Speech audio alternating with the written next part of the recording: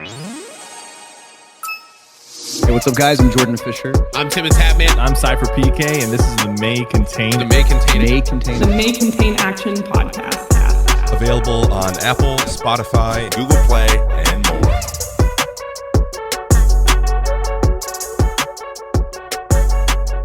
Welcome to the May Contain Action podcast, where your two favorite people talk about pop content, pop culture, and gaming with their favorite people.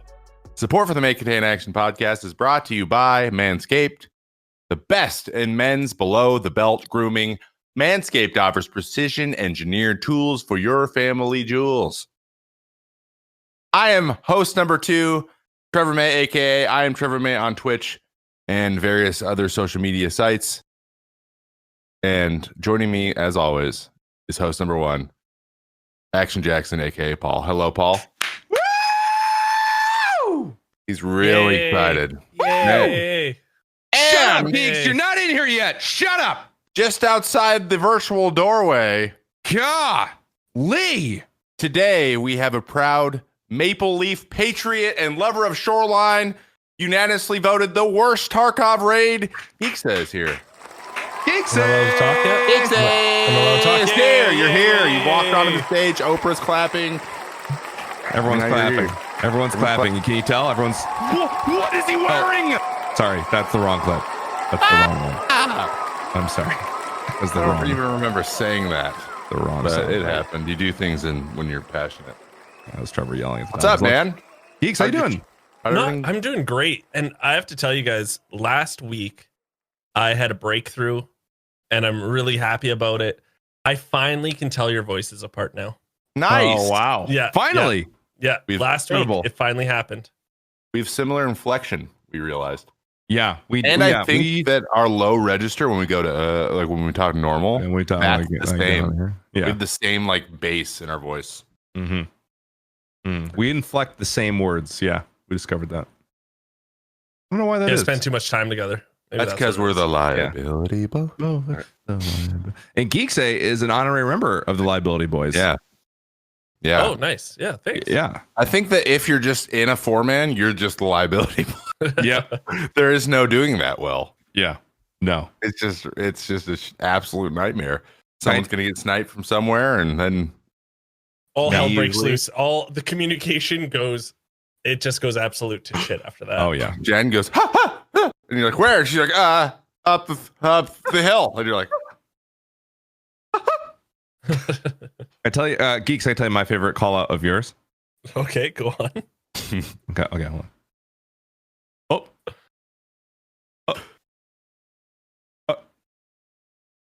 Got him. This is Cap. So I don't say anything in those scenarios because I feel like I can take him down. yeah, Right? yeah. Like I feel do like too. I don't need to call it out Yeah. because I can take him out myself. Yeah, yeah. But I hear you, but like the gunshots, would it be nice to know if they were yours or not? You know what I mean? Yeah, Yeah. it's almost this is like my shot scav. Like you have to do that. Yeah, But it's yeah. funny because you don't know it's a scav immediately until you realize halfway through shooting them that it probably is a scav, and then True. Yeah, Back in the day when I used to play Halo a lot, and I used to play with my boys all the time, Mhm. they would know if I had a really good match because I'm completely silent. Like if I'm talking a lot and I'm talking Yeah. shit or something, and if I'm doing stuff, they're like whatever. But if they haven't heard from me in like 5 minutes, like Geeks is having a good match, I guess. That's true. Actually, you kind of go off when you're quiet. Yeah, But then yeah. I also don't know what's happening, and slaughter is all around me. So I'll be nice protect to you. know. I'll yeah, you protect know when I'm not doing well. I'm usually just yelling. at the Everyone game. knows when Trevor's not doing well. I'm not gonna lie. As I've never been more tilted than the other day Yeah. when we got There into the was- raid really fast. Paul had no gun. Jen's like, I'm protecting him, and she's just like sitting next to you. She's not like in cover or like at all. She's just chilling. And I see a guy who's like naked with a pistol, and everyone's like, where? And then Geeks doesn't know our call outs yet for where. So it's not his fault. He's up in the tower. He's like, where? And then Jen's like kind of spaced out, and then you have no gun, and you're panicking, running around with it. And he throws a grenade, and it just bounces at my feet.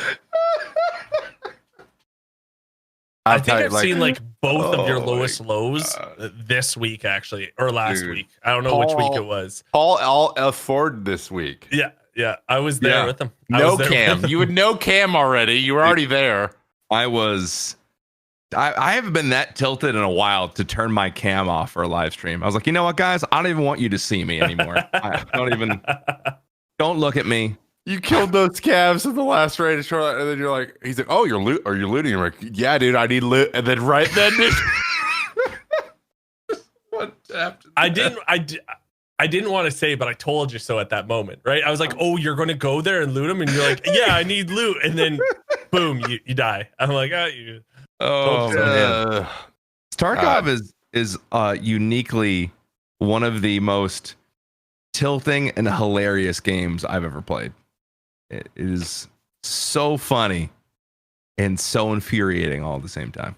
It has the highest highs and it has the lowest of lows. It really does. Ever, but then the lowest of lows end up being hilarious later on. So it's just like all highs, It's great. I saw a TK yesterday of a guy trying to troll his friend who's running ahead of him along a fence, and he thought he threw a VOG and it was going to explode like straight up, so it was going to blow up in the air. Yeah. But he threw the one with the really long fuse timer, and it like landed in front of him. The guy just kept running right into it. Like right at the beginning, like they had spawned, they just started running, and he just yucked a grenade at him and killed him. Oh and he was like, "I'm so sorry," and his buddy was so mad. What do you think is it? Like, man. You guys came from Fortnite, so what is it that Tarkov scratches that itch for you then? Like what is it? Whoa, bro! I don't know. It's our podcast. Idea. We'll be asking the questions around here. No. I take over. You take it easy. So what do you think of the current state of immigration? Whoa, geez. I'm Canadian, dude. I'm just here for a smile, dude. Good point. They don't have those problems. They don't have they're not talking about the same shit we're talking about. It's very true. But that is neither here nor there. We can just let's fire right in the questions though. We can ask his question. What do you like about Tarkov, Paul? I've yet to find out what I like about Tarkov. Maybe one day I'll find out. I like the grindiness. Yeah, the grind. Yeah, that sense of accomplishment. I did play a solo offline yesterday, and God, it was refreshing as hell. It was just nice. No callouts needed. It was just great. I got some tasks done. Perfect. Yeah, that's what I did today. I just played solo, and it's nice sometimes to just solo dolo, and you're responsible for you. And sometimes it's good off stream because you don't feel like you have to put on a show, so you can kind of go a little slower. Yeah, be silent for minutes and not have to talk to anybody. Yeah, exactly. Focus. Well, Geeks, we brought you on obviously because we want to ask you the questions. So first of all, let me say dial it back. Okay. Sorry. Second of all, we want to know you a little bit better, and part of that is knowing a little bit more about your weird ass name. So, where did GeeksEh come from? Where did it originate? And if it wasn't your first name, like social, online presence name, what was it? So GeeksEh has been it for the longest time, and I don't know about you guys, but back in the day when I was like 16, 17 years ago, I was always been into video games, but I listened to a ton of podcasts. I read a lot of blogs. So like Giant Bomb and stuff. Before Twitch was a thing, wow, there was like blogs, right? Like Giant Bombcast, Joystick, which was like Xbox fanboy back then and all that stuff. Like I was really heavy into those. And I thought, you know what? I'm going to blog. And I thought, what would, my blog be? What would my name be? And I thought, oh, you know what? I'm Canadian. I'll do one all on, Canadian developers and games coming out and stuff. And I thought, what's a good name? And I thought, oh, GeeksEh. That's a pretty funny name. So I got the domain, I bought it, and then I sat down, and then I realized, oh, you probably have to be good at things like, spelling and like, grammar. And that wasn't my strong writing suit, in general. Writing in general is probably something you need. But that's where I got my name from, is just like thinking about doing a blog. Thinking about doing a blog. I haven't heard the word blog in the longest time. Well, it was when I was like 15, right? So it was like 17 years ago, which is my missus last night. We're just lying in bed in the dark, and she's like, "What year did you graduate?" And I was like, "Oh my God, I don't know. That was a long time ago." Like, I don't know. I don't Your know. wife asked you, what year did you graduate? Well, she's 10 years younger than me, right? So I'm like, I don't want to 10 tell you. years. Yeah. First of all, nice. Second of all, nice. Nice. I'm sorry. That's just like, I just thought low hanging fruit. My bad. Yeah, no. Nice. Yeah. Well, okay. Well, in that Wow. case, that makes sense. Wait, so Geeks, how old are you? I'm 33. 33 years old. Look at that. Hot dog. Boomer. 33. It's I not mean, that bad. I mean, I'm 30 now, so. I mean, who's the youngest person we know who plays Tarkov? The youngest person that we know? Chad? Wobblikins, probably. Wobblikins plays Tarkov. Of course he does, and he's 1,000 times better than me. He played it like once, I think, though. So I don't know about plays Tarkov. I think he played it like one time. Hey, fun fact. I don't know if you knew this. Wobblikins' father is one of the guys who started that control company, by the way. Oh, I didn't know he started that company. Yeah. He was one of the I think he's one of the guys. I'm funny. But that is just weird. We were talking about that earlier, and that's just a weird little anyway. connection. Yeah, what's he? He's probably like level 67. He's just running around Landmark, probably just peeking every corner. That's what I love. Those hours. Is you don't need those quick like twitch reflexes. You know what I mean? Like no, you don't. Back in the day when I was playing Halo, I was awesome at it because I had those quick fingers. Now I'm like an old man when it comes to gaming, and I you know what? I played that game. What's it called? The new Ubisoft game today. Hyperscape. Yeah, I played that today. And how was that? It's okay. Like it's not bad. But like it is another BR for sure with their own spin on it, right? But it's a lot of just like, it's like Overwatch. It's the same reason I couldn't play Overwatch. It just felt like I was getting motion sickness because I have to like, my mouse has to be everywhere, and you're looking at like 10 things at once. I can't do that. I was like one of the people they approached to like do it like ahead of time, like do the pre-launch and all that kind of stuff. I can say that now because it's out. Same, actually. I wasn't able to do it either. Oh, well, there you go. So Trevor just wanted to make sure that he knew that we were both equals. So everyone knows that we're equal. Every company, guys, I can have an opportunity at the same time, okay? So they didn't approach Geeks, they posted me and Trevor. So I remember watching the previews that they were showing us for the game, and like it looked fairly polished because it's Ubisoft, it's a big developer. But I was like, I'm gonna throw up. Like, who reacts this fast to different scenarios? They were like throwing grenades and like shooting and like jumping in the air and like going through a portal. I was like, holy frick! Like, I can't even keep up with half the stuff that's happening on the screen right now. And I feel like I'm listening to myself having out of body experience right now, sounding like a boomer. I sound like my father, and it freaks me out.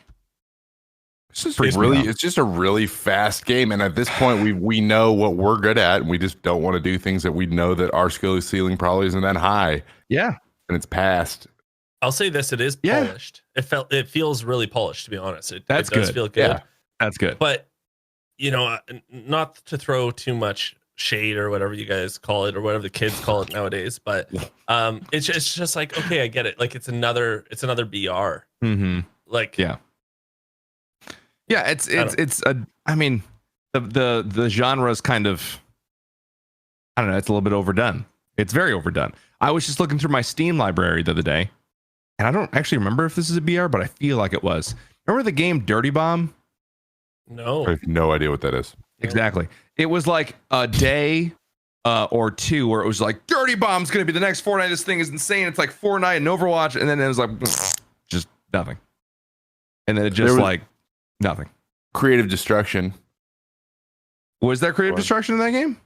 No, one was called Creative Destruction, which was a Fortnite knockoff. And then Creative Destruction is literally like two words that, what? Why would they call the game was called Creative Destruction. It's a terrible name. Yes. When they had building.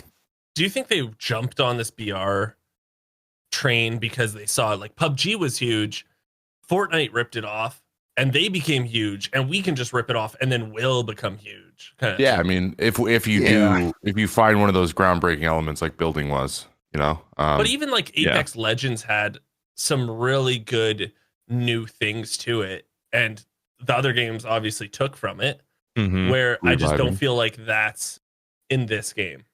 Yeah, I mean, it's not there's not enough different. Like the big thing is like if you find, say you have a shotgun and you find the same shotgun, you can upgrade your weapon. So instead of it being useless, it's now level 2 shotgun. You know, which is a cool idea. I like that.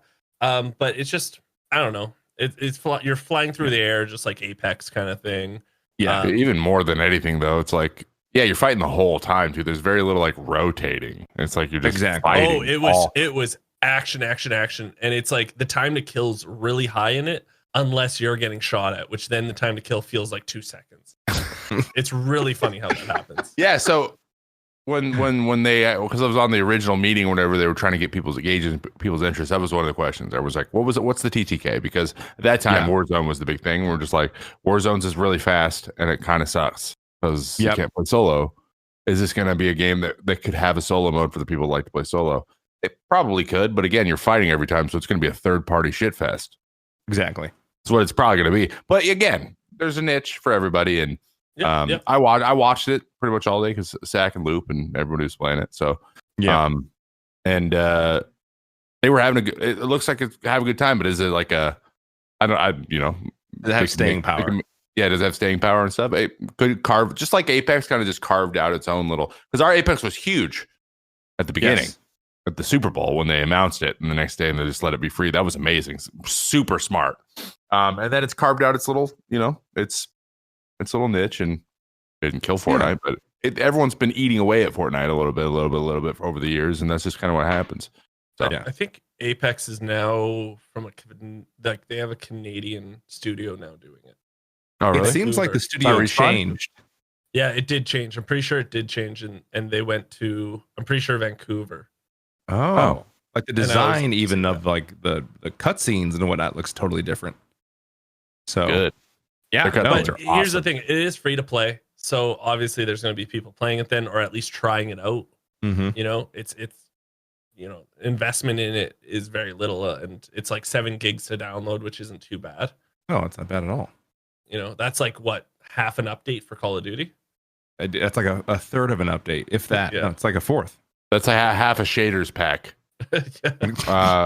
But another cool thing about the idea behind hyperspace is, or hyperscape, is where they can go with like maps. They could just go crazy with maps. Like if they wanted to put out maps all the time, they could just like do that. A crazy vertical maps and crazy horizontal maps and like all kinds of crazy stuff. They could. Because of the way you move and stuff, the barriers and stuff won't be a problem. So they can literally put anything on a map, which is cool. That's a cool, but again, it's so fast and it's just people just fighting the whole time. But again, if you're a huge PvP person and you want to go try to kill like 40 people in a game, like that's a good game to try it in, as opposed to.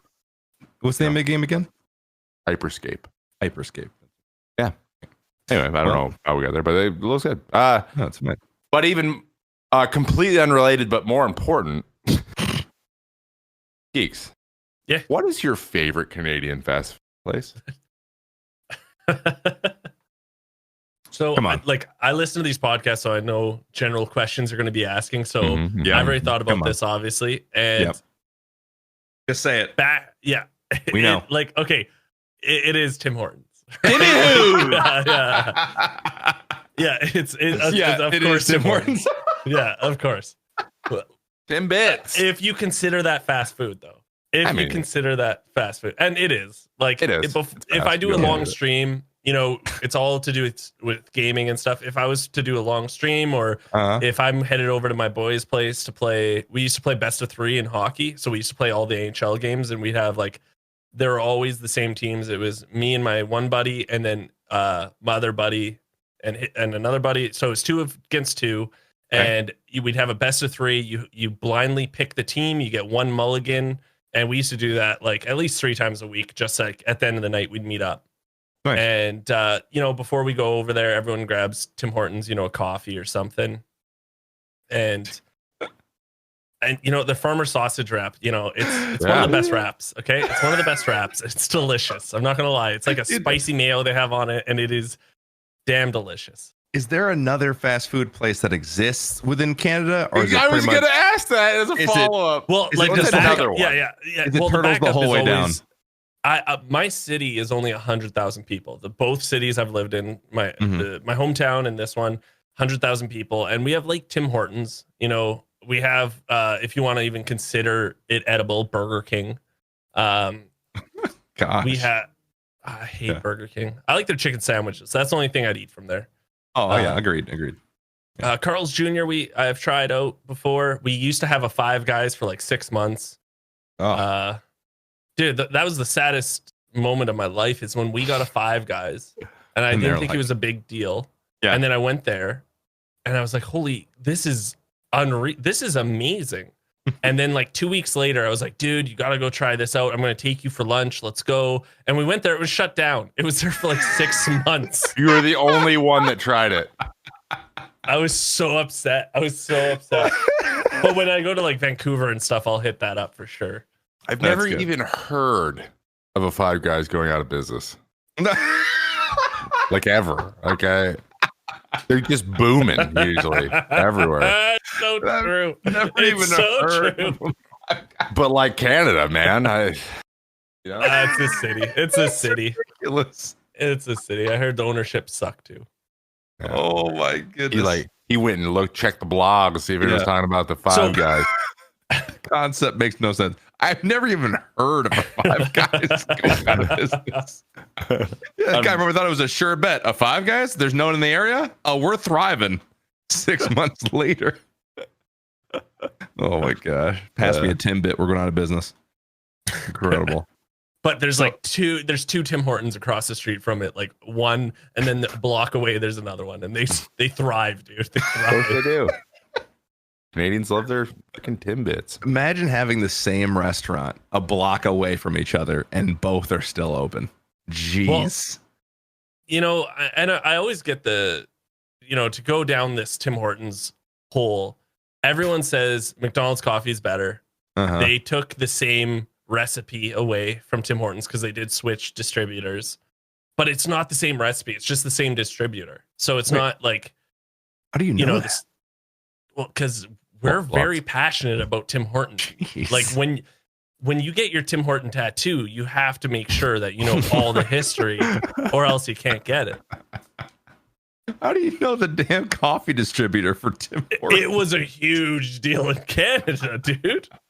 What happens over How there? dare they say they have the same as McDonald's, though? Haven't you heard about how 2020 is the worst ever? 2020 is the worst year. Ask a Canadian why. You know, Tim Hortons changed their recipe, I heard. Oh my gosh. I'm just What's it this like was to back in just the day.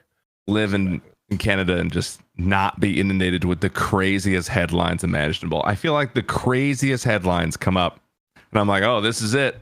Every day I say that. Oh, this is it. This is the big one. It's happening. Nope. No one cares. Ending. Move on. Oh, and we're over it. And It's we're on to the already next eclipsed crazy thing. by the next one. Yep. Canada's like, Tim Hortons changes distributors. Big news. Real about it. Except for that freaking documentary. Have you seen the? You probably know the "Don't F with Cats" documentary. That happened in Canada. Yeah, that happened. That was nuts. And I didn't know anything about it. It happened like 4 years ago. Yeah, I didn't even know anything about it, to be honest, either. Yeah. Yeah. Oh, that was incredible. That documentary was dark. It was I'm not going to go into it, but Canada does have its own issues. We definitely do. Sure. I'm not going to say we don't at all, but looking down below, it's like, oh, things could be so much worse, guys. Like, let's just smile some more. America's messed up. Well, good. Yeah. I'm glad you live in Canada. Maybe a little less stressed. Don't worry about distributors over there. Hard pivot. Segue. Hey, Geeks, what did you do before you became a full-time streamer? What was your job? What did you do? And also, when did you decide to go full-time content creator, full-time streamer? Okay, so I did. I'm a Red Seal chef, and what that means is I'm ticketed. So I don't know what it's like in the States, but if you want to be a welder or if you want to be like a journeyman, it's technically called a ticket. You write an exam for the government. And I've cooked my whole life. I worked my way from dishwasher to head chef. And I did that my whole life. At Tim Hortons or like at another place? Well, the cuisine is quite fine at Tim Hortons, right? Like, but they did go to frozen donuts, so all of us are done. All of us are. Okay, got it. Okay, that makes perfect sense. Yeah. So I did that for I think like 12 years or something, and one day I just quit out of the blue, and I was just it's tough. Why? Because okay, so you know. I've talked to a lot of parents because their children want to go into culinary. Sure. And the number one thing I tell them is your goal has to be to open up your own restaurant, or you just want to like travel the world. You know what I mean? If you want to get into culinary, because you're not getting paid. So either you have to use it to your advantage to go traveling, have fun, learn all this cuisines, and then eventually open up your own restaurant. Okay, it's really not worth it because the hours you put in and you know, restaurants are smart. They're like, okay, you know, you're on salary, so you get $35,000, $40,000 a year. And then you're like, okay, great. And then it's like, 8-hour days turn into like 12-hour days, 5-6 days a week. You don't get holidays off. You miss so many important events. Like it's the passion has to be there. Mm-hmm. And even if it's there, it sometimes get flickered out really fast. Wow. Yeah. I wonder if that's, I would imagine that would be true of cooks just about anywhere, at least in the Western world to some extent, than just in Canada. Like, I feel like all the guys I knew that were super into culinary are either completely burned out and don't want to do it anymore, or they like run the kitchen at like a university, or, you know, you're either like you've made it or you're not. And you get burned out. Well, you know, if you're not opening up your own restaurant, go find like some union, like the hospital kitchen, or, you know, working for the universities, or working for this big, like, you know, I got offered a job to work for a big chain restaurant making dishes for them in Victoria, just like testing out like new dishes they would have every like 3 or 4 months, right, for the menu. And it just like, why be in it then? Then it's just like you're clocking in, you're not having fun. And that's the best thing about a kitchen is it's just like you just talk shit. And that's why I love it, right? It's like you and some close boys, and all you're doing is making fun of each other's mothers and talking shit about everything. Like, it's a lot of fun in a kitchen, but it's also a lot of stress, a lot of hours, and no pay. Dang. All right, so you were doing that, getting burned out. I was doing that, burning out. I quit. I didn't know what I was going to do at all, and I started doing. I started working for this Fortune 500 company called Cintas, and what I would do is unload trucks, load trucks. It was good pay, good work, 4 days a week. It was really good. And then I started doing sales for them, and I started making tons of money. And I just, again, 3 years into that, I was like, I think I'm done here too. Like I'm done. And I saved up enough of a nest egg that I was like, okay, I'm safe for like 3 months. You know, I'll go find out what I want to do. And what I really wanted to do was community support work with people with special needs. Cool.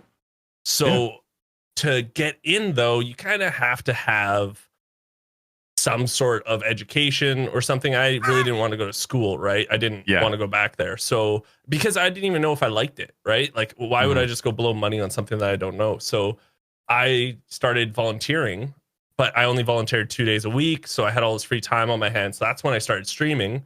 And I started streaming actually off of a Toshiba laptop with the built-in microphone and the built-in webcam. Dude, same. I had a Toshiba mic or laptop. I didn't stream from it, but Toshiba. What? Yeah, quality. It was awful, but you know what? It was enough to stream Hearthstone, because that's what I started with. Oh, and yeah.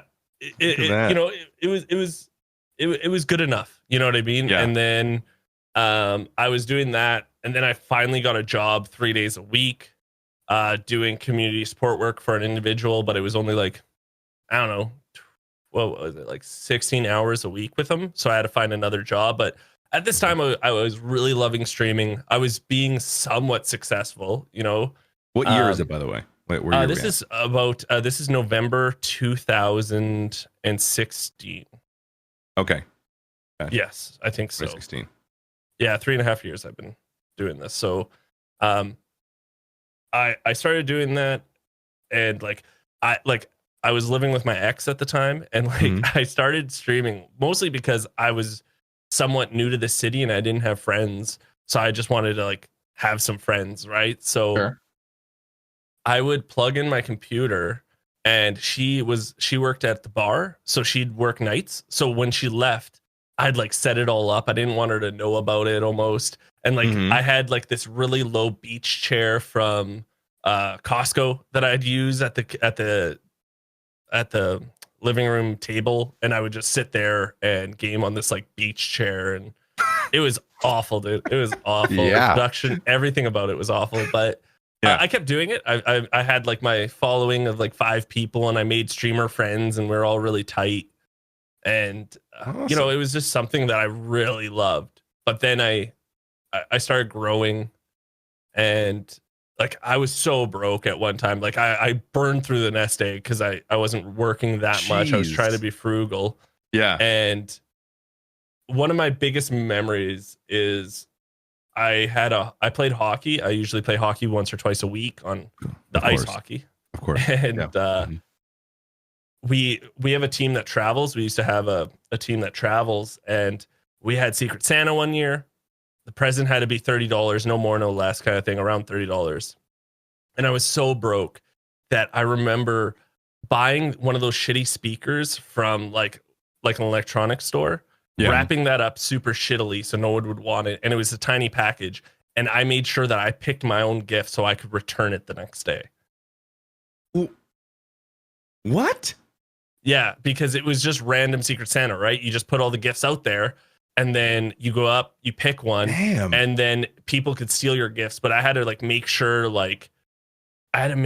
that I picked my gift, and then of course hockey was on, so everyone's watching hockey at the same time. So I just put my gift under my chair without people knowing it, and just kept paying attention to that, just hoping no one would take my friggin' gift. Wow, because I need to return this. Whoa. But I love streaming, right? So what I did was I streamed full time, pretty much 30 hours a week. I did community support 16 hours a week. And then I also got another cooking job just as a prep guy for 16 hours a week. And Jeez, I would stream from 6 to 9. And then at 10, I would go do the community support. And then I'd do that till 5 or 6 or whatever, or 4. And then I'd come back, I'd eat, and then I'd go back to streaming at 5. You're up at 6 in the morning? I was. Well, I used to be. My streams used to be at 7 a.m. Now they're at 8 a.m. So, Wow. Yeah. Jeez. It feels like the pursuit of happiness of streamers. This is a lot. I feel like you're yeah, and then I had my 4-year-old son with me, and we lived in a bathroom stall for a year, and I streamed from my Toshiba laptop at the community center. I did have at this time I wasn't with my ex, so I did rent my own apartment, which was really nice. First time I never had a roommate, and it was really nice, but it cost me money, right? I live in British Columbia, where rent's known to be high. A lot of things are known to be high here. Everything's expensive. People are high, rent's high. Yeah. Yeah, exactly. Yeah. And I all I did was work or stream. You know what I mean? I didn't ever consider streaming work, but all I did was, work or stream, or work on the stream. And make it better. Yeah, I spent so much time just Googling things, how to make things work, how to bring it to the next level. And I bought my first investment was the Snowball Ice. I bought that. Ooh, yeah. And then I bought the C920 Logitech camera. And then eventually, within 6 months of my stream, we raised enough money that I bought myself a real big boy computer. And awesome. It was really cool. It was really cool. Love that, dude. That's a very come up story. Just for the love of the stream. That's really what it was. For the love of the stream. For the love of the stream, man. Streaming is great. You were I want to be famous, or maybe you did partially. I can't blame you. I want to be famous, or I want to have money. You're just I love streaming. well, 3.5 years ago was way before the ninja boom. Like, it was popular, don't get me wrong, but I'd never thought I was going to make a living off this. I just did it for fun, right? Yeah. Yep. And I befriended a person named Wow Hobbs, if you know who that is. He's another big Canadian streamer, and like I remember me messaging him. Like, I'd email him.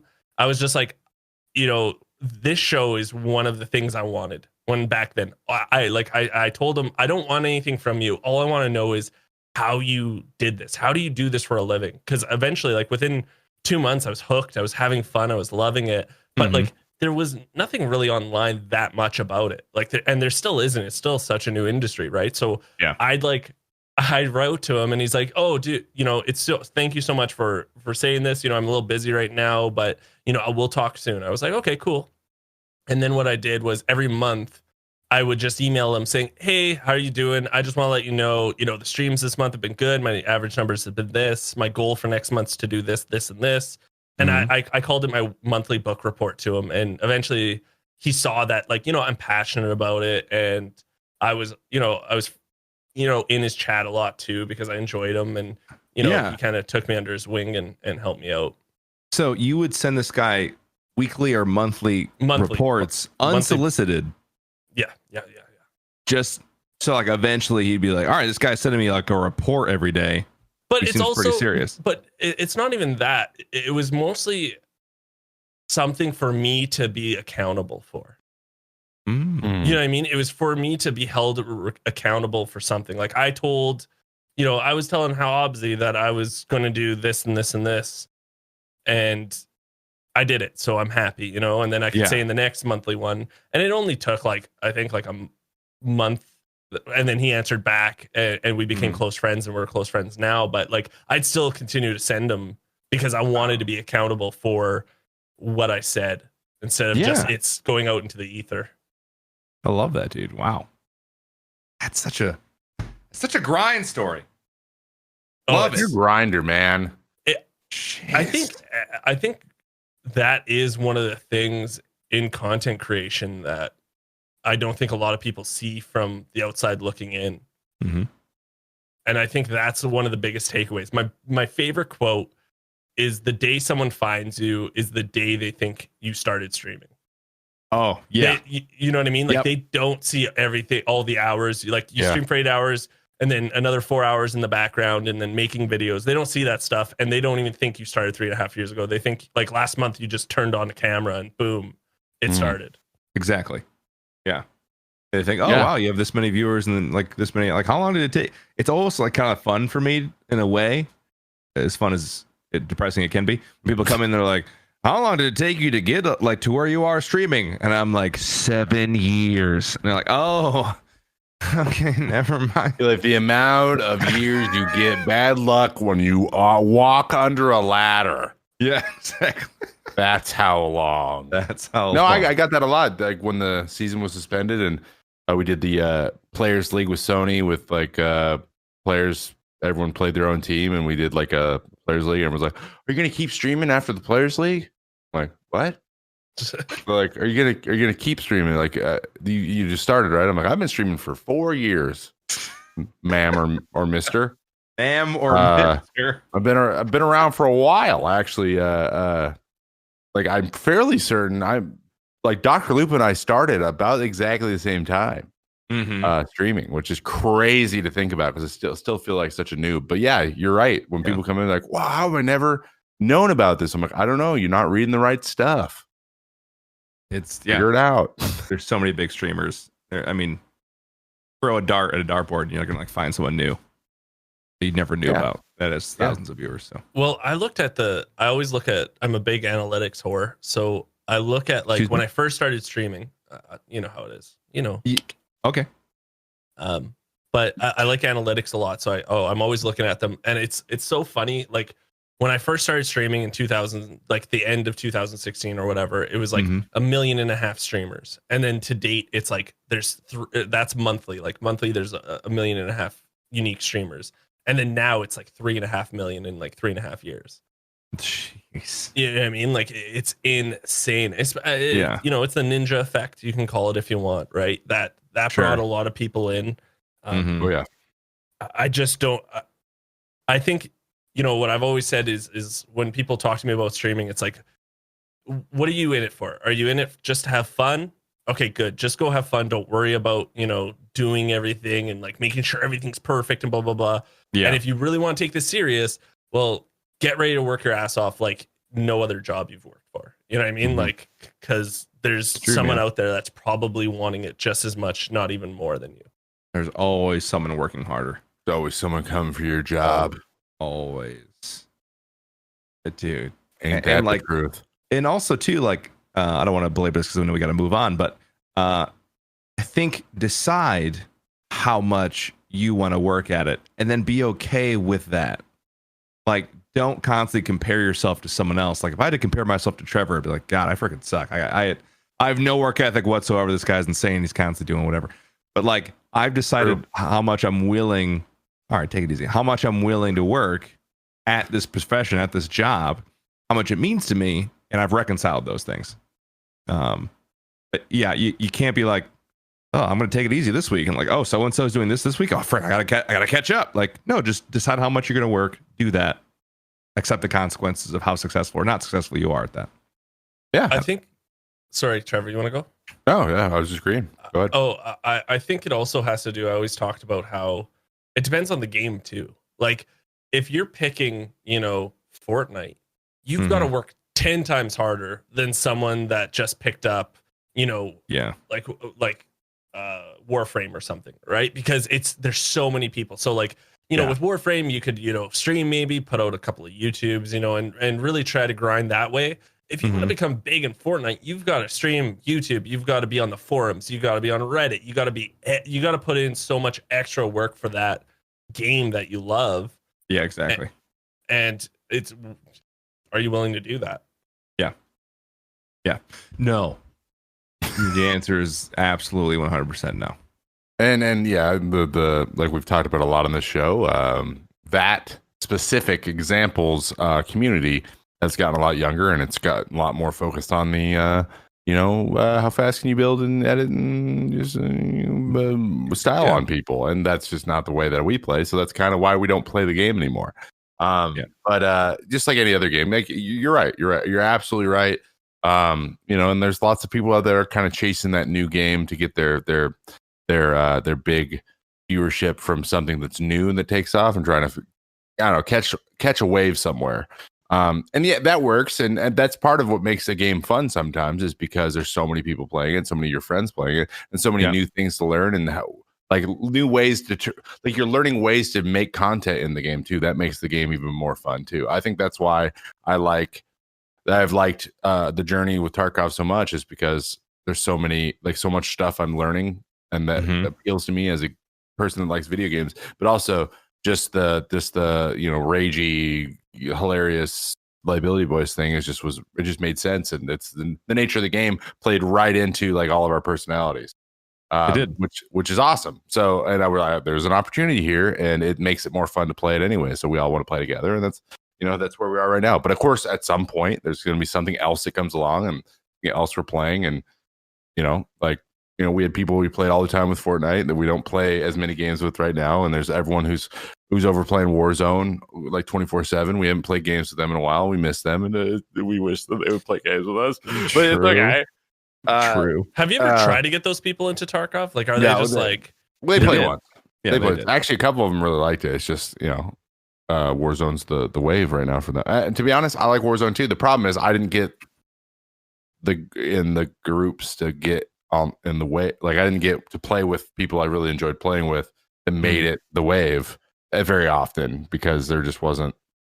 It just, I don't know, for whatever reason, the game came out and I started spring training, so I got off a different schedule. All kinds of stuff happened, so like we kind of it didn't line up. That's what I love about Tarkov, though, right? Like, it's not like you're against other people, but mostly you're just against yourself. You know, you just have to survive, and there can be multiple winners in the game, right? And that's what got me away from Hearthstone. Was every month the legend would reset, and then you had a grind from level 5 to legend again, And people wanted to see the jewel in the top left. They wanted you to be the best. And to be the best, you have to play the meta decks. And the meta decks are boring because it's just so boring with, with games like Tarkov. It's just like, I don't care. You know what I mean? Like I'm not worried about what rank I am because there's no rank. Yep. I'm just here for fun. And it is a more mature audience, which is really nice. Yeah. It is. I don't know, but there is always going to be another game, right? There's always PlayerUnknown prologue will be out, and that's going to be huge. I'm sure that's going to be huge. I'm excited for that. We can sidebar that, but I don't know what that is. I don't either, but it's PlayerUnknown. He's got a new project. Oh yeah, PlayerUnknown prologue. It's his next game. He put out a trailer a little while ago. That was like, it's just like a intro almost. Check it out. He's working on it right now. It has no gameplay. No one knows anything about it yet. No one knows. Hopefully, the developers got a little bit of feel on how to optimize a game because PUBG took forever. It still is kind of bad. But I did love PUBG, and I have 1,000 hours in that game. So like, it's not like. But as soon as Fortnite came around and people were like, "Yo, this is really optimized," I was like, "I'm done," and then I just left. Exactly. But yeah, so we kind of just got into. We have a fourth question here, but we kind of got into it. I think you hit us with some good, basically just a really good tip.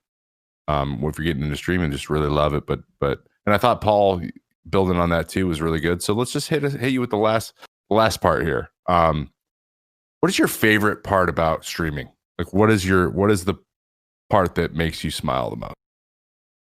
I think it's just like talking shit and like goofing off with people. Right? Like, It's so fun. Like, you have this community that you build that totally is your personality too, because no one's going to stick around if they don't like who you are. And true, they're just like you. They want to talk shit. They want to have fun. And I think that's like the most fun thing is laughing. Is just like, laughing, just getting to know people, shooting the shit with people. Like, my mods are some of like my best friends. I can say that. Like, we have a really tight group of mods and and like everyone's talking to each other every night, and one of them brought up, like, if we were all in a bar, I don't think we would talk to each other. You know what I mean? Like, interesting. It's like if someone saw me in a bar, they probably wouldn't come up to me and talk to me, or we wouldn't maybe get along, right? But because we just kind of communicate with messages and talk over Discord, and we share a bond over something that's the game we love. We do form that friendship, and we do form that, special something. It's just really neat to meet, you don't know a person's face a lot of times, yet you're like, I know a lot about you and you know a lot about me. It's true. Yeah. They see our face every day, but yes, you're right. It is crazy to think there's a lot of people in there too that you can't put a face to, but they know so much about you. That's pretty crazy to think about if you put it in that context. But I have mods that I talk to every day, and I still don't think I can put faces to most of them, which probably needs to happen at some point after this COVID thing. But my mods have done more for me. They I've talked a lot for months about how much stuff I wanted to do, but I kept dropping the ball left, right, and center because, as Paul said, I like to spin a lot of plates at once, and I just let a bunch of them drop a lot and just kind of move on. And they've just started spinning the plates themselves without even taking care of it, and it's been crazy. Like, my overlays are incredible now, and they just letting them just do. Put stuff on the screen and take it off and do whatever you guys want, and it's hilarious. And they know me and not well enough. They know what's going to be funny and what's not, and that's great. And then my editors for YouTube we've synergized really well too. So they know what I'm belly laughing at my own videos, even at times which wasn't even that funny when it happened, but it's hilarious after the fact. There's a video that I will post in the chat at the end of the podcast with a very specific 5 seconds that was the funniest piece of a YouTube video I've ever had, and I watched it about 45 times and crying laughing every time. It's just you did bring up a good thing, and that is the whole spinning of the plates thing. I think that is something that it's tough as content creators because it is your own business and you want it to flourish. You want to get bigger. You want to grow. You want to, you're doing this for a living. So you need to bring in revenue and you're all like, oh, I have a good idea to do this. And then I have a good idea for this. And it's just like, you have a million things to do. And sometimes you half-ass them. Sometimes, I got told from someone before, like I told them this really funny idea and they were like, don't do it.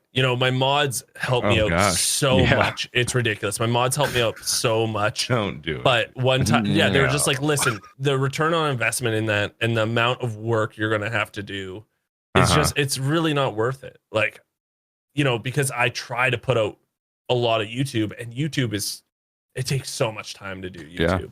Yeah. YouTube is a lot. Yeah. YouTube is time. We'll actually get into that later, which I'm pretty excited about as well. Hear more of your thoughts on that. Yeah, no, I will tell you more of thoughts about that later for sure. Love that. Well, you know what time it is? Yeah, you know what time it is. It's ad time, Paul, this week. Do it. Sure is. Hey, everybody.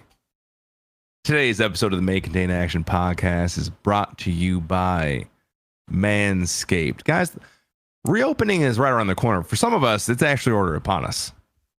There's a chance no one's seen your balls in a few months. Time. Don't ruin your first post-quarantine date with a ball fro, bro. No one wants to see that. Would you show up to the first day of school without a haircut? No, you would not. Manscaped is here to provide you with the best tools for your grooming experience. Lawnmower 3.0 is the best hygiene tool for the modern gentleman. Because of the ceramic blades and skin-safe technology, your snags will be reduced while preparing yourself for post-quarantine life, baby. Manscaped is forever changing the grooming game with their Perfect Package 3.0 essential kit. Perfect Package 3.0 comes with the new and improved Lawnmower 3.0, water-resistant, cordless body trimmer, performance boxer briefs, and a travel bag for you to use when you're done quarantining. Also comes with a crop preserver, crop reviver. That's your balls. Crop Preserver is an anti-chafing ball deodorant, which ensures that your afternoon stroll doesn't end with your balls sticking to your leg. Crop Reviver is a spray-on toner for your balls.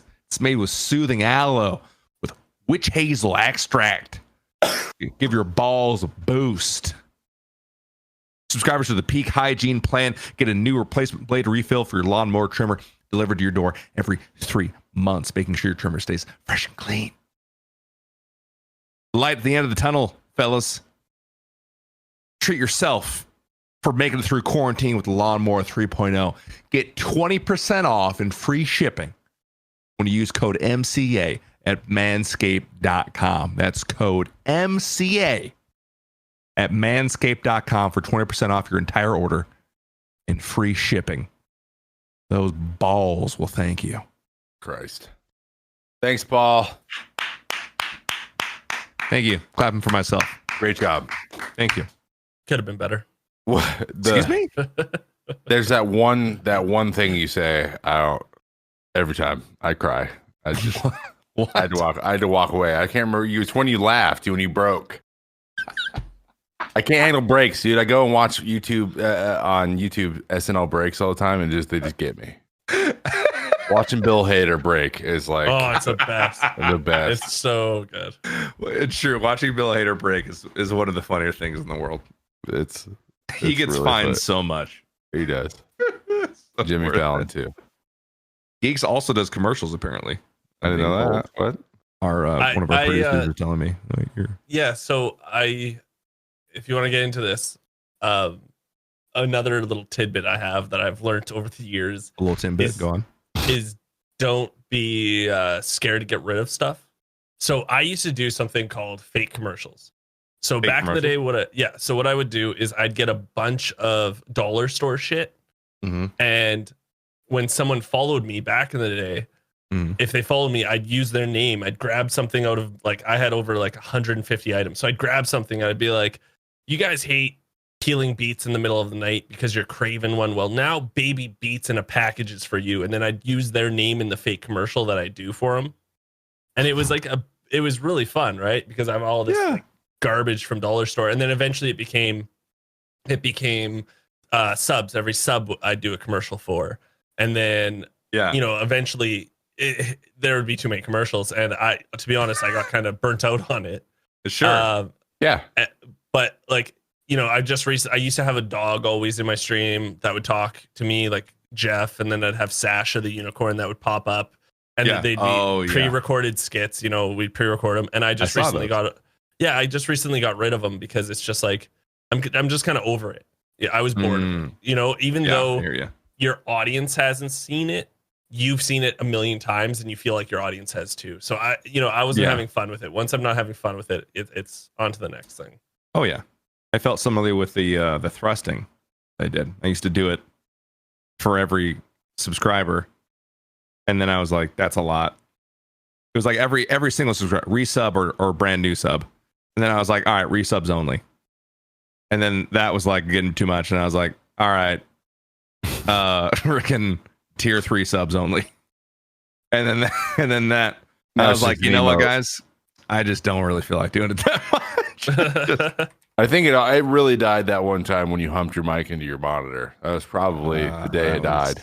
That was the culmination of all my thrusting. This is dangerous. With things like that, you're worried because you're like, are people subbing to me because of my giant man thrust all the time? Like, is that what people want to see? Like, am I going to lose subs? Like, are people not going to come back if I stop thrusting the air? And you know what the answer is? Yeah, we are leaving, but we still like, but we still love you. Thanks, man. Trickling out the door. That's right. So I gave him a thrusting emote instead of GIF, so hopefully that tides him over for a while. Yeah, now we got a couple of them, and everyone's going to do it. Jen's going to have one soon. Yeah, it's so good. I love that. Like half my chat. By the way, this is a side note. I was going to move. Half my chat just discovered BTTV emotes yesterday. Like half of them, including our freaking producer, who was like, I thought you guys were just writing funny letters this whole time. It's been like 3 years. The emotes the whole time. We can see him. What are you doing? Like, he didn't realize that KEKW was an actual like face emote that would pop up. He just thought we were typing KEKW because it was funny for some reason. And he did KEKW more than most people. I found out about BTTV a year ago. Not even. Oh my! You know what I mean? Like, goodness. Yeah. No, that was one of the first things I was told to do. Yeah, they're like, here's Twitch, download BTTV. Yeah. No, I didn't know about that. Yeah, it's one of the first things I learned. There's so many. Like, you have to be in the know to know about it, right? Like, especially a viewer. How is a viewer supposed to know you have to add this like plug-in to your Twitch? I get it. I get that they don't get it. It's all like word of mouth, I guess. Yeah. So what's BTTV? Oh gosh. It's an extension on Chrome. I don't know if it's on anything else, but it's on Chrome. Better Twitch TV. Yeah, please. It's amazing. It is. It's amazing. Better. It's just a bunch of universal emotes made by the community. Yeah, you're missing. You don't have to pay they're for. They're like GIF emotes. Yeah, so they move and stuff. Yeah. Just about anything Pepe related is BTTV as well. Anyway, sidebar on that. Sorry. So, moving into the very guest specific event, I'm going to be honest, guys. I'm a little torn. There's so many current events. Yeah. But I don't think that we're going to go into that.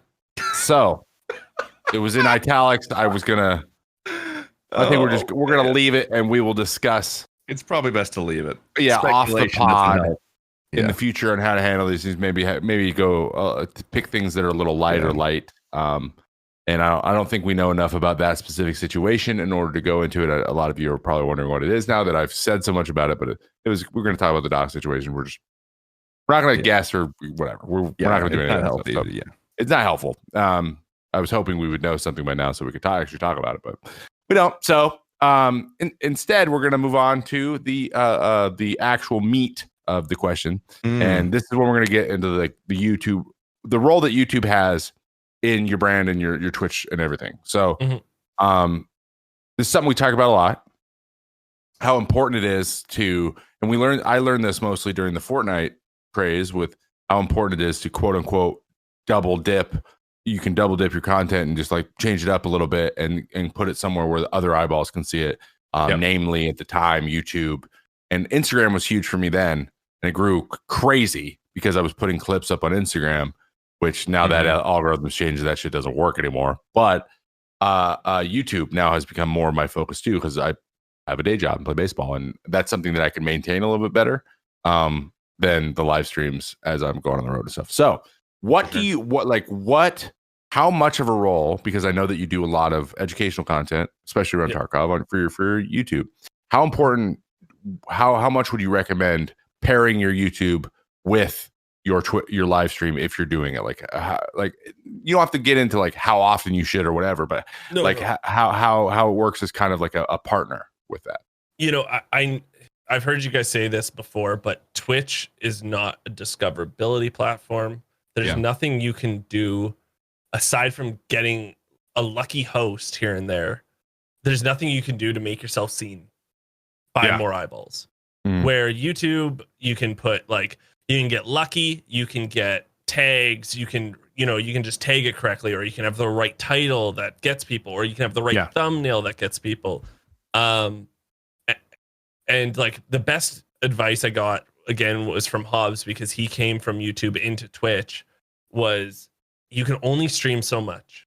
Where YouTube, it's working for you 24 hours a day, 7 days a week. When you're not working, YouTube's working for you. Yeah, that's a good way to put it.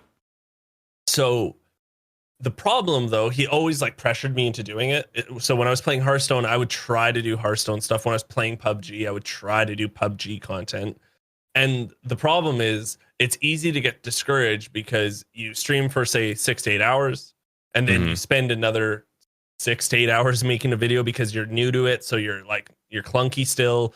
And then you're like, okay, it's going out there. And it's like 100 views, and then the one comment is telling you you're an idiot, you're the worst player ever. You know what I mean? Like it's so hard to not get disgruntled and get discouraged from this type of platform, right? You're just like, oh man, like that's not worth it. So I didn't see the value in it. And then what I did was I started playing Tarkov, and then Tarkov. So I played Tarkov, I would say, in 2017 for 2 months, and then I got really frustrated. I wasn't good. I didn't get it, and I put it down, and I moved on to Warframe. Wow. But at this time, I still, of course, subscribed to like Escape from Tarkov Reddit and Twitter and stuff like that, and I'd see things pop up talking about, say, either the wipe or all this cool stuff they're doing, and I liked the game. I just couldn't get into it. So one day I finally said, okay, F it. I'm just going to learn it again. I'm going to just try to really learn it. And I saw a potential in like, I needed to know how to do this task. And then I watched some videos and I was like, okay, I don't mind it how they did this. And I was kind of thinking to myself, I'd probably do it this way. You know, I'd probably do it this way. And I was like, okay, well, I'll put a guide out there. And that's like probably the best YouTube content you can do, because honestly, no one's watching. Like, it's hard to get eyeballs on your highlights. You know, it's really hard. So the best way to do that is to put out opinion pieces on something that came out, or like people need to learn. And this game, people need to learn. So I wanted to make content because I quit the game because I hated it, because I didn't know what I was doing. And I started falling in love with it, and I wanted more people to come. So I was like, how do I get more people to come to this? So I put out a couple of gunsmith guides. So, you know what? If I was going to do a gunsmith guide, I'd do it this way. And then they popped. They did like really well for what I was doing. And, you know, going from like 0 subs to like 2 subs a day, 3 subs a day. It's like, it's enough to get you like, right on, you know, it's jacked up. Yeah. I was like, okay, I'm on to something. So there's 16 gunsmiths. So I started putting them out, and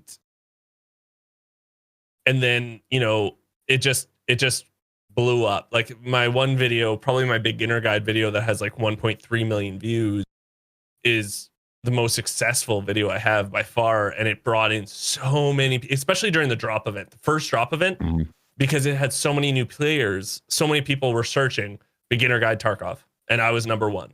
So, you know, I just got lucky. But before that video, I had a lot of subs. Like I had 10,000. I was super proud. I was super humbled. Before Tarkov, I had 500 subs. And then starting from Tarkov to now is all Tarkov videos. And seeing that people are coming in from Twitter to the stream, I was like, holy shit, like a lot of people are coming in being like, hey, love your YouTube videos. And that's like, nice. Okay, that gets you pumped up too, right? Yeah, exactly. Yep. Yeah. But my issue, like my problem is I hate watching my own content, and I don't think anything good happens in my content. You know what I mean? Like, let's be honest, I just don't. Like you said, you know, someone made something for you, Trevor, and you're like, I didn't even think that was funny, but it is, right? Yeah. And so it's hard to look from the outside in, and I'm not double dipping. So most of my content, I would say 99% of my Tarkov content is from scratch after the stream. Jeez. And I'm trying just now, I'm starting to like, okay, I have ideas for, you know, to do this kind of like loot run thing. So now I'm going to do it on stream. We'll do it on stream, and it's still content for the stream. We're still having fun. We're still joking around, but now at the same time. Yeah, we can. And here's the thing. It gives you something to do.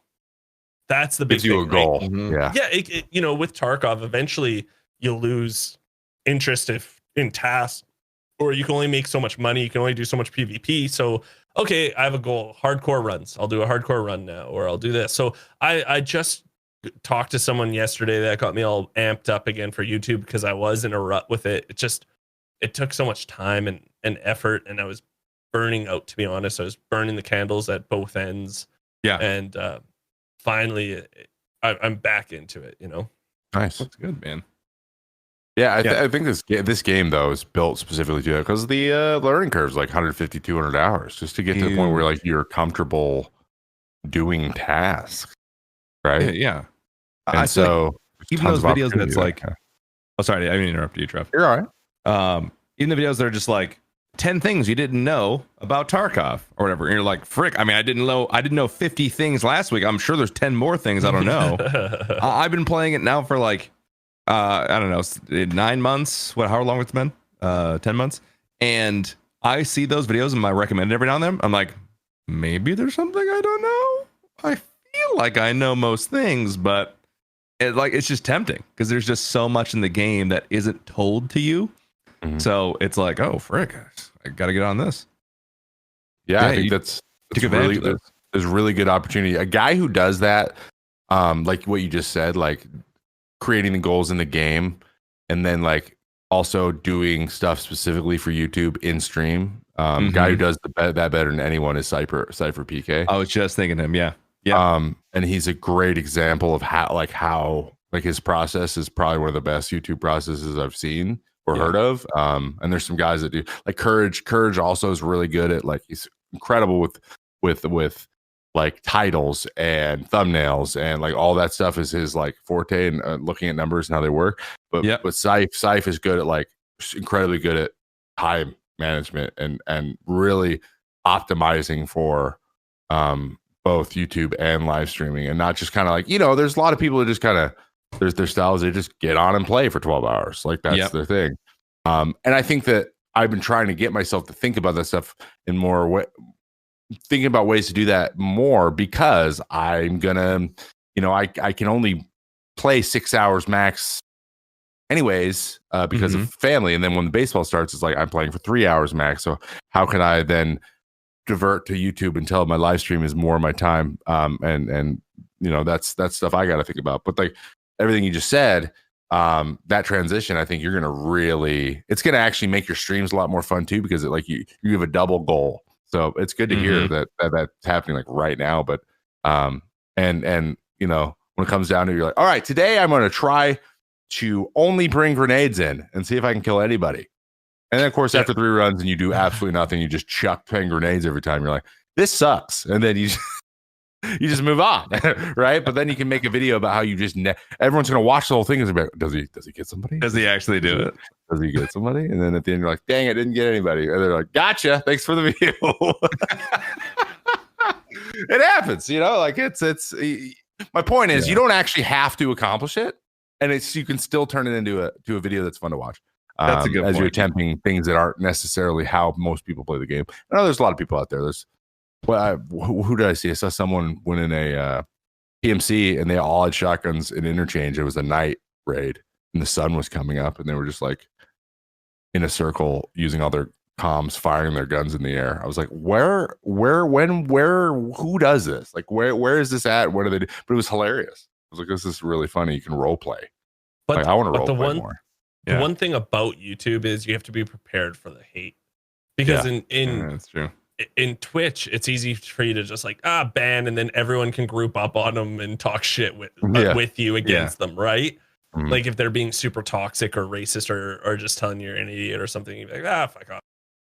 But like with YouTube, you just have to stand there and read it and take it. You know what I mean? Like, you gotta read your comments. You gotta reply to people too. One of my favorite rules my buddy has is he doesn't read the comments on videos after the first 24 hours. The first 24 hours are when the good comments are going to come, when everyone that likes you is going to be reading or posting and stuff. And then after that, you're just going to get like, my thing is, I add some comedy to the guides, right? At the beginning, I have like 30-second skit sometimes. I don't do it often anymore because I now sit there wondering what to do, and it takes me like 2 hours of the video to think up something and execute it. Mm-hmm. So I used to do that though, and then everyone's like, "Oh, the beginning sucks. Oh, you'd get so many more subs if you just stopped doing these cringy intros." And you're like, "It's 30 seconds. Like you know when I start the video. You can fast forward if you know that."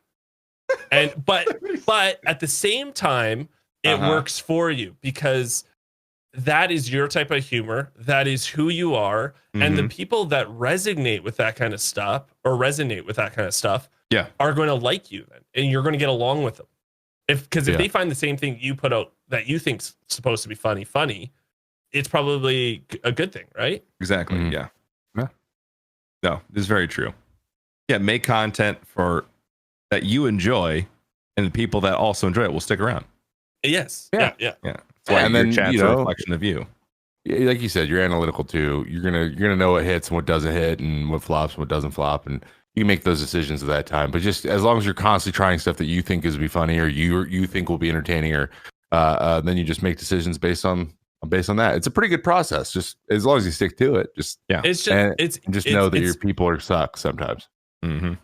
It's harder though, like to have a bad stream day. It's still a fun day because you're laughing with people and stuff. Mm-hmm. Having a bad YouTube video you spent 6 hours on and it doesn't hit, it is really demeaning. Not demeaning, but it's really like it gets you down. Yeah, it gets you out of it for sure. Yeah, I was talking to a big YouTuber yesterday about this, and they're like, that's where you just have to keep going and go harder.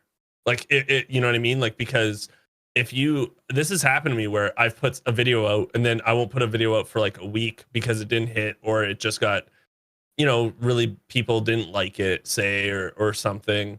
And then you just take a break where you just got to double down and start going harder and start pushing that content out. Yeah. Mm-hmm. Yeah. You can't stop. That's one thing about content creation. You can't stop. Yeah. And if you're a full-time YouTuber too, if you link the fact that your entire income is based on videos hitting or not hitting, like that's another layer. Right. And unfortunately with Twitch and stuff, that can help a little bit, knowing like, all right, well, it doesn't have to. It's still just, but again, I just said I have editors. You sound like you're doing all your stuff, and you're recording it at least very minimally, right? And taking the time to do that and talk through everything, and that's a lot of time and effort. And you want people like that. And if you're just if you just comment on stuff to be a dick, like it takes me 6 to 8 hours to make a YouTube video, even a basic one. 6 to 8 hours. 6 to 8 hours. Okay. Because I'm making it from scratch. I'm the voiceover. I hate. I'm always like, oh, I sounded dumb there. I have to redo that. Mm-hmm. Very critical of myself. But if you think about it, like you saw what happened with Mixer. You just never know what's going to happen. So you have to have your feet in a couple of different ponds. And I like that. A couple of ponds. I like that. And honestly, I could see YouTube one day taking over streaming game. Like if they really upped it, YouTube could take over streaming. They already have it. Like they have a sneaky huge viewership, and I just think that they're just known for the other thing. We don't talk about it very much. Yeah, they already are like, but I don't think they put enough. Yeah, they don't push it. They 100%. don't put enough money into it. If they really wanted to get another, if they really wanted to get serious about it, I think they might be able to take over. Like, honestly. Yeah, I agree. No, I think you're right. And on that note, speaking of YouTube, sub to the YouTube. Sub to the YouTube. Do it. Make the action. All the episodes are there, and make sure that you're leaving a nice comment about how great the show was. Yeah, you might be on the show, and if nice it's mean, only, we're gonna ignore it. I'm gonna ignore the frick out of it. Yeah, I'm gonna ban you forever. And speaking of laughing and smiling and happiness, we have a game. A game at which, Geeks, if you lose this game, you're not a true Canadian. Okay. Right? Oh gosh. But Paul's got no chance. This is Canadian trivia. Oh. Sorry. All right, I keep reading that button's wrong. Okay. Here we go. It feels like it's on purpose. There you go. There you go. There you go. There it is. Sorry. All right. We have 9 questions. They are true or false. Mm-hmm. That's it. Do you tell us true or false? I was going to say the answer is probably bare naked ladies or something like that. Or Rush. Where they're all true or false, and you tell me true or false, and then we give you points. All right. All right, and away we go. Canadian trivia. Got it. Question number 1. Hawaiian pizza was invented by an Ontario man. True. True. It is true. 1-1. Right. I'm nuts. Question number 2. In 2010, a Maple Leaf Food survey found that 55% of Canadians prefer eating bacon to sex. True. I'm going to say false. That one is false. It was actually 43%. 43%, which is 3%. Still You're missing facts. Oh. It's still astoundingly high, Canada. But you know what? So You did say Maple astounding. Leaf. You said Maple Leaf, which is a brand here, and I was like, ooh, he's being really specific. So you threw me I off thought he was there. just being generic. Maple Leaf. I didn't. Well, there's a lot of things called Maple Leaf something. You guys really like Maple Leafs. Question 3, 2-1, Geeks. The way it's supposed to be, probably. Dawson City, Yukon is home of the sour toe cocktail, a drink garnished with an amputated toe. True. That's No, too specific. wait. True. False. What do you say, Paul? True. That is true, and and it's terrifying. Tie it up. I don't know why or whose toe or what toe. I'm assuming it's an animal toe, probably. How is that legal? How is that legal? It cannot be. Because it's the Yukon. Those people Gotta be are like crazy Kind of people. crazy. Yeah. It's like Yeah, Alaska. Like, what are they doing up there? Seriously. Yeah. 2-2. Toes, baby. Question number 4. Basketball was actually invented by a Canadian living in the U.S. True. False. It is true. Damn it! Stupid! He's Canadian. 3-2, Geeks. I knew it was true, too. Son of You know what part scared me is you said it and I said true, but you said living in the States, and I It's didn't know the he was living in the States. Yeah. If you just said Canadian, I'd been like, no, but because you're living in the States, I was like, God damn it, it's probably true. All right. 3-2. Go on. Here we are. Question number 5. 35% of the world's fresh water is in Canada. True. Oh. False. Okay, just to let you know, I think it's more than that. I think it's way more than 35%, but I already said true, so go. It's actually false. It's 20%, actually. 20%. Oh, I thought it was Oh, 20%. nice. Oh, you're double wrong, 3-3. dude. Paul's back in it. 3-3. Going on to question 6. Question 6. Wait, 3-3, question 6. What? You both have 3 points. We can't We're be on on question question 6. We're on question 6. We're on question 7. Oh no, because we could have got one right together. Yeah, you got one right together. Paul, That's right. later My I'll bad. tell you about stuff. I'll tell you. Okay, I don't know how to do math. Go on. Number 6. Canada is the world leader in blueberry exports. Oh, what the hell? I'm gonna say. Ooh, that. I'm gonna say Blueberry. false. I'm gonna say false. I'm actually also gonna say false. It is actually true. You're still tied at 3. You are the leading exporter of blueberries worldwide. Did not know that, but also not that surprised. Pretty cool. Sounds like You would have said Canada would- cherries. I would have said yes, but Same. Question number 7. It is currently illegal to swear in French in Montreal. True. That sounds way too true. that sounds super false because they're terrible. I'm just I mean, kidding. I'm just kidding. I'm just kidding. French Canadians are angry. They are angry. They're just they're angry. If you've played video games against them, they hate you and they just hate everything about you. But yeah, that's actually that's true. Technically, there's a law against it. Obviously, it's not enforced very much, but it exists still. Yep. So, Geeks, I didn't know you were from BC, so this is kind of a layup, so you can't get this wrong. No, I'm not born and raised. I'm born and raised in Ontario. So Okay, well then maybe you don't know. Question number 8. Paul's leading. This is insane.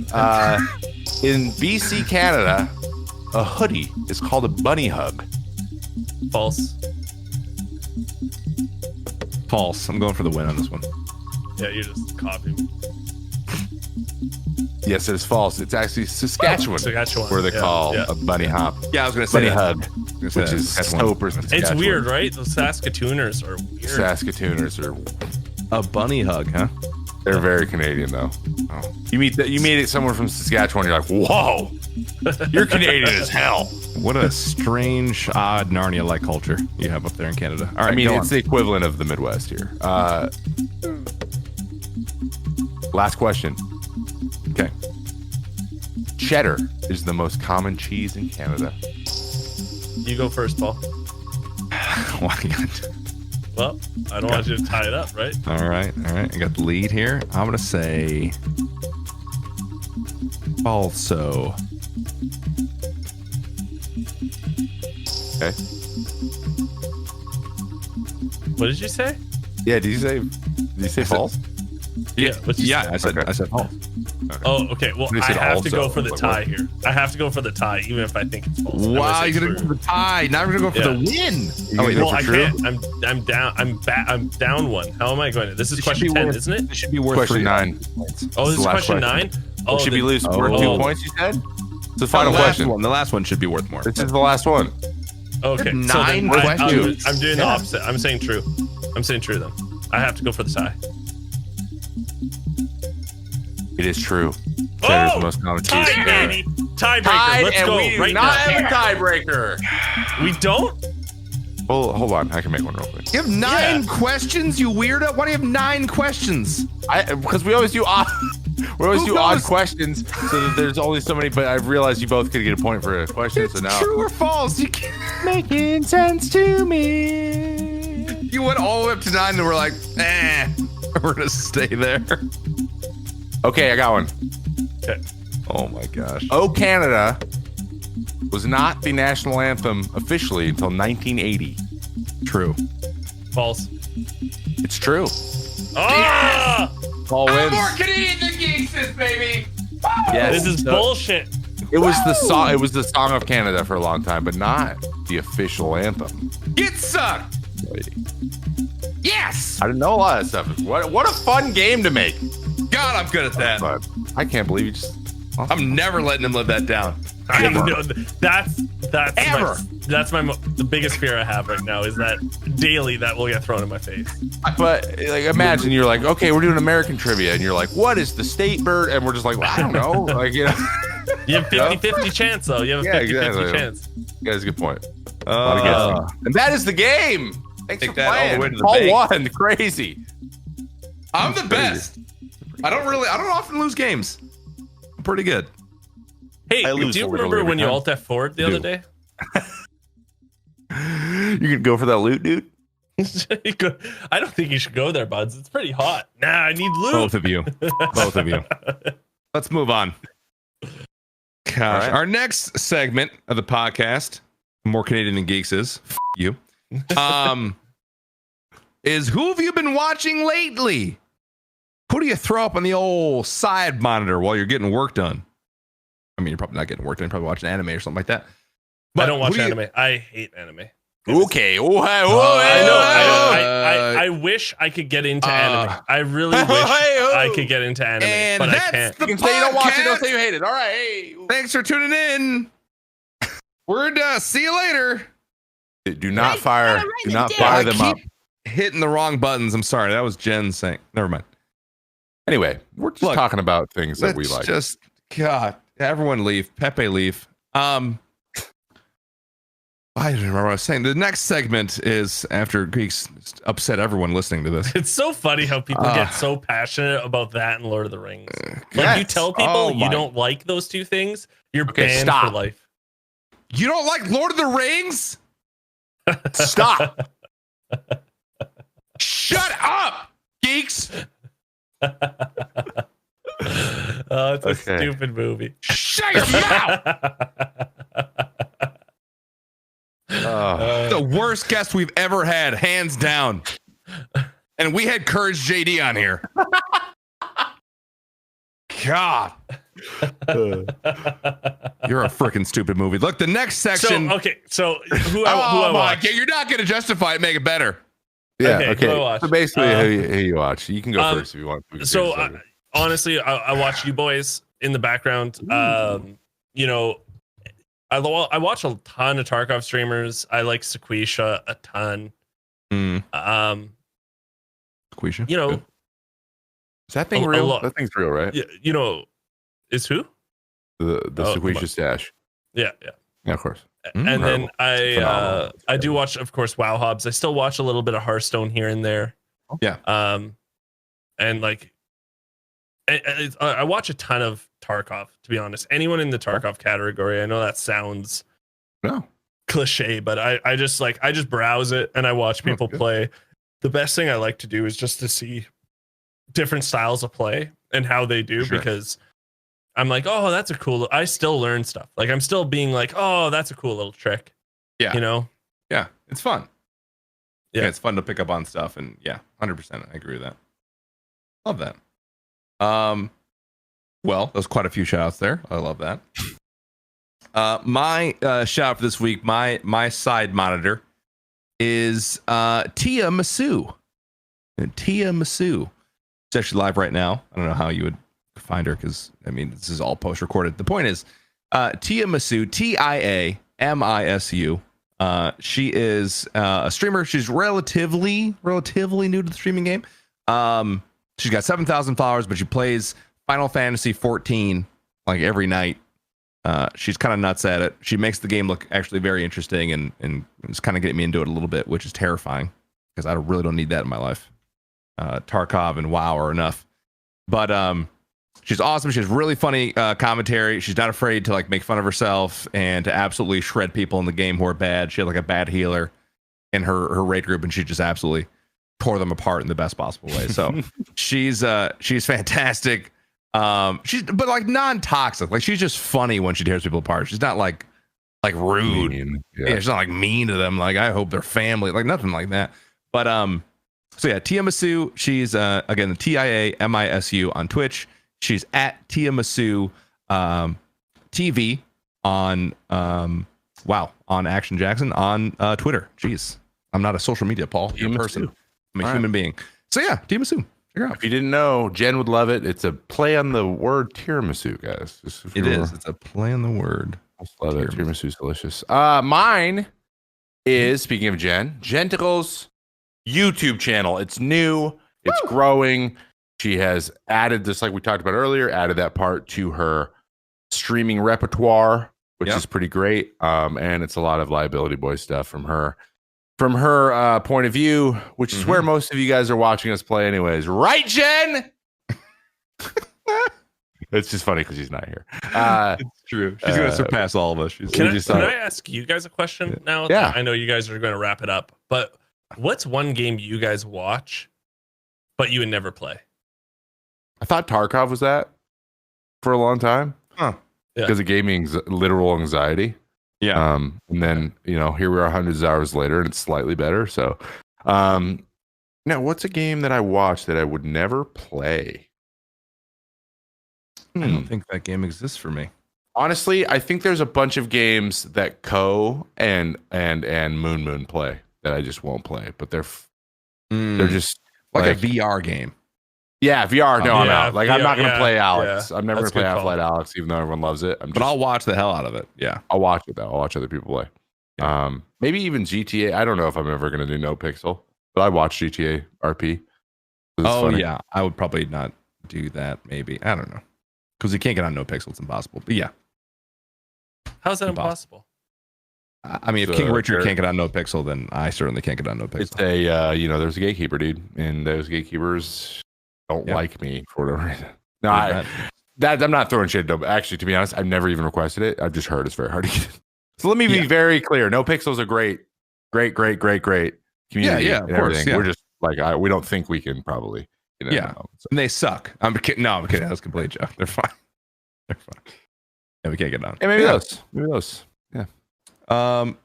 Geeks. Yep. Last question for you, really quick. Okay. What do you have coming up that you want to tell our viewers and listeners about? Anything coming up? Merch? Probably no events because of COVID, but any special streams? Any special events? Yeah. Well, I don't have any special streams, but my posters are going to be out soon. So in the stream, I do. I've been really bad at this, but I finally started after COVID. I getting ahead of it, but I do a thing where you collect points, like they're called pucks, of course, because it has to be super Canadian. Naturally. And every 3 months, you collect pucks for watching and doing a whole bunch of stuff in the stream. And then at the end of the 3 months, if you come in the top 10, you can win like a mini poster that I'll send for you for free. And they're all different every season. And the latest one's really amazing. It's by my artist named Caffeinated. He does great work. And I loved it so much that we're blowing it up to like a bigger size. And you can buy that bigger size even if you didn't come in the top 10. I'm going to have all the past like 6 seasons ready for you to buy. They're just going to be mini posters. And we're getting that. I'm getting ready to get hats. Like, I'm just in the starting process of getting hats made, the idea for it. But again, it's a bunch, like, it's tough right now because there's so many companies now that are willing to do stuff for streamers because it is the next big thing, apparently. So it's a lot of research on like who has good quality, who's going to do it. And then in the end of the day, I think I'd rather produce it myself. Like, I want to get patches made, buy the hats myself, and then I'm going to learn how to sew and put them on myself. So, wow. Yeah.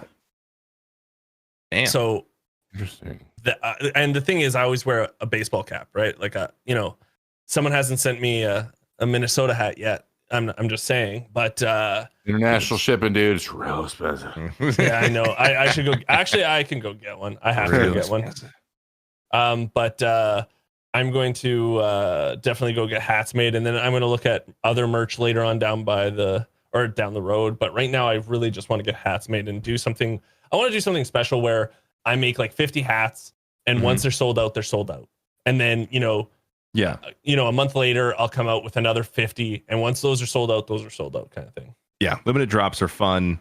They build up some hype, and they just build like this like desire for that kind of stuff. We had a buddy on here, Wolves at My Door, who does like limited merch drops, and they're always fire. He makes them himself. It's so cool. It's just fun. It's fun to have. Even if you're not like a huge brand, it's like, who cares? Like, but a streamer I watch that I really like, he made 50 of these, and I have one. The problem with like t-shirts and stuff, it's really hard for me to be like, oh, how many of this size should I get? How many of this size? Where hats, it's like one size fits all pretty much. It's a snap, it's one of the snapbacks. So it's a lot easier for me to just buy 50 hats, and then unless you have a huge head or a really tiny head, you'll probably be able to use it. Yeah. Yeah, have a huge head. Massive head. Same. Same. Huge knob. Well, very cool. Where can people find this? Is there like a website, or they should just go to your stream? No, nothing as of right now. It's going to be coming out really shortly. I just have the test prints. Actually, after this, I'm going to be calling the guy because I should have test prints by now. And then we're probably going to be doing it. Hopefully by next week, we'll start doing pre-orders for them. And yeah. Fantastic, dude. Very exciting. Sweet. Well, guys, check that out. Geeks has got some merch coming in soon. Keep your eyes peeled. I'd like to pick myself up a a bacon hand-stitched by GeeksEh hat. I don't know why. I just threw the word bacon in there because it felt appropriate. Because Canadians like it more than sex. They like more than sex. Right. A lot of them like it more than sex, which I get. Not really. Guys, we, our listeners, you have two ways of getting onto the pod. One is the review of the week. Another one is the hashtag AskMCA. Also, probably easier, just ask your questions on our announcement of who the next guest is. So in the comments, ask a question for our guest. Or say it's gonna be, I don't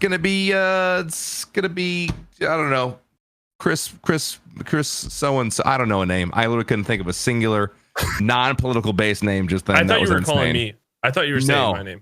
Chris Metzen. That's what I was gonna say. I don't know why his name popped in my head. Anyway, ask him a question right in the comment section of the Twitter post that we do. And that review of the week today comes from Wallace West, who is, by all accounts, probably a superhero with that kind of a name, who said, I only finished this episode now, had only 20 minutes left. I couldn't finish it weeks ago. Jordan was making me laugh far too much. You two are just the greatest. Of course, referring to the Legion episode. Legion episode. My goodness. That episode was hilarious. It was. And a lot less upsetting than the Geeks episode. This episode was pretty upsetting. Thank you for that review, Wallace West. Enjoy your crime fighting career, and also thank you for leaving a comment. You leave a comment, like I said, on the YouTube videos if you'd like. We will read them there. You even leave a comment if you want to, like a review would be great. Even on Twitter, whatever. If you have something to say on Twitter, we'll read it from there too. That's fine. Also from Apple Podcasts. Spotify doesn't let you do that, so heck them. But be sure to leave a 5-star review wherever you find and digest your podcast. It helps us out immensely. It's like the thumbs up button on YouTube. Speaking of YouTube, sub to the YouTube. Search for May Contain Action Pod on YouTube and sub to us there. Thank you again, Wallace West, for that review. Guys, this is and has been the May Contain Action podcast. Like I said, you can listen on all major carriers of podcasts, including Spotify, iTunes, Google Play, SoundCloud. Watch the VOD on YouTube and anywhere else you consume your podcast. If we don't have one, tweet at us. Let us know, hey, you're not on spitgrinder.com. I put all my podcasts there. All right, that's where I get them. You're the worst at coming up with names, bro. Oh my god. What could Spit Grinder possibly be? I don't know. That's a random name of a website where they have podcasts. I don't know. Google it. Don't Google that. Oh my god. Please don't Google dailyspitgrinder.com. I don't know what that is. This podcast is no relation to that website if it does exist. Oh god. Yeah. Let us know. We'll put it up there. 5-star reviews only. Go follow us on Facebook, Instagram, and Twitter at MayContainPod. Geeks. Finally, last thing I'll actually ask you, very, very last thing. Where can people find you, dude? Where are you at socially? So socially, I'm on twitch.tv/GeeksEh. So GeeksEh. You can find me Monday to Friday, usually starting at around 8 a.m. Pacific Standard Time, going till about 3 or 4. And then YouTube, please check out my YouTube. I'm going to start going nuts on that. That's just GeeksEh. Just search GeeksEh on there. And then on Twitter, I'm GeeksEh with an extra H because someone is sitting on my name. Sitting on my name. A tale old as time. I say that every single pod. But yes, that happens. I feel like getting the no on people on any other platform other than Twitch is impossible. Like, you know what I mean? Getting someone on Twitter or YouTube that it's just insane. Yeah. Good luck. Yeah. Good luck. Trevor, where are you at, bud? I'm Trevor May on Twitter, YouTube, TikTok, Trevor May Baseball Mistake YouTube channel, and Trev May 65 on Instagram. I also have merch currently out, 2 different kinds. Yesterday, my jersey came back. Woo. And my logo hat snapback. Those are available. Did you hand stitch them? They aren't hand stitched by me, but they are hand stitched, and they are very, very high quality. So I would recommend if you're interested in that. I also have a summer drop on Teespring, exclamation point merch in my. You can all this stuff's in my stream. I'm Trevor May, but and that's got like the Saved by the Bell vibes, and there's like 2 different snapbacks you can get with that logo on it, with the hats, and like there's a flag, and there's all kinds of stuff. So we have tons and tons of merch available, and it's all very. I own one of everything, and it's all very nice, high quality. Washes really well, holds in shape. Don't oversell it. This is a bit much. I don't think we need to know how well it washes. Let's get the jersey. The jersey's sick. Dial it back. Get your own name on the back of it. Fantastic. Okay. I am Paul. You can find me on twitch.tv/ActionJaxon, ActionJaxon, on Twitter @ActionJaxon, on Instagram @ActionJaxonBTW, because someone else is sitting on my name and they haven't posted in years. And yeah, youtube.com/ActionJaxon. I think I said that, but I can't actually fully remember. Also, just a sidebar, if you want to watch me on a kind of a TV show, I'm on a show right now. It's called Chasing the Crown. Twitch.tv/Crown. It's every Thursday, 10 p.m. Eastern, 7 p.m. Pacific. I am a coach to my guy, Red Vactor, a streamer, dreamer to streamer, Red Vactor. Go sub to him, REDVACKTOR, Red Vactor. Go sub to him right now. Literally, we'll win if you sub. Go sub to him. We will win points. So that's tonight, right? That's tonight. If tonight, I'll be doing it now. 20 minutes. There you go. Which means we have to go. Thank you so much for being here, guys. Thank you guys for having me. It means a lot. Thank you guys. Oh yeah. Love you. Geeks. Thanks for being here, dude. Lord of the Rings is the best movie ever. You're so wrong, dude. You're so wrong. Have a good day. Timbits are the worst.